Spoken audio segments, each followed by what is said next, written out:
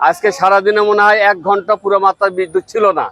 যদি 5 মিনিট পরে আসে আবার আধা ঘন্টার জন্য, যে আধা ঘন্টার মধ্যে কোনো খবর থাকে না। আবার যদি আসে দেখা যায় 5 মিনিট 10 মিনিট থেকে আবার চলে যায়, যা দিয়ে আমাদের কোনো কাজই আসে না।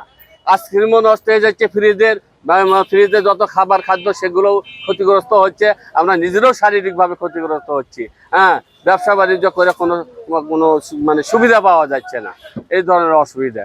বিদ্যুতের এই অবস্থা চলতে থাকলে আমরা তো মনে হয় ব্যবসাও করতে পারবো না, এবং শারীরিকভাবেও আমরা বড় ক্ষতি মানে দুর্বলের মধ্যে পড়ে যাচ্ছি। সারাদিন সারা রাতে 10 ঘন্টার উপরে লোডশেডিং গেলে, বিদ্যুৎ চলে গেলে তো একবারই তো 2 ঘন্টা নিচে আসতেছে না। বাজার লাইন, ময়মনগঞ্জ রোড, তারপরে বাজার ফিটের এই লাইনগুলোতে আপনার 10 মিনিট আধা ঘন্টা যদি বিদ্যুৎ থাকে তো 2 ঘন্টায় আর বিদ্যুৎ থাকতেছে না।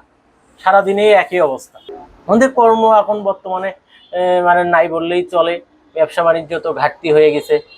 আমরা কম্পিউটার ব্যবসা করি, বিদ্যুতের সাথেই সংযোগ সব সময়। লোকজন আসতেছে আর মানে ফেরত যাচ্ছে, কাজ কাম হচ্ছে না, ফটোকপি হচ্ছে না, কম্পিউটার কাজ করা যাচ্ছে না, এবং আইপিএসও ব্যাকআপ কাজ করতেছে না, কারণ বিদ্যুৎই নাই। তাহলে আইপিএস ব্যাকআপ কিভাবে দেয়? 2 ঘন্টা বিদ্যুৎ, 3 ঘন্টা লোডশেডিং থাকলে তাহলে বিদ্যুতের জন্য তো মানে আইপিএসও তো লোড নিচ্ছেই না।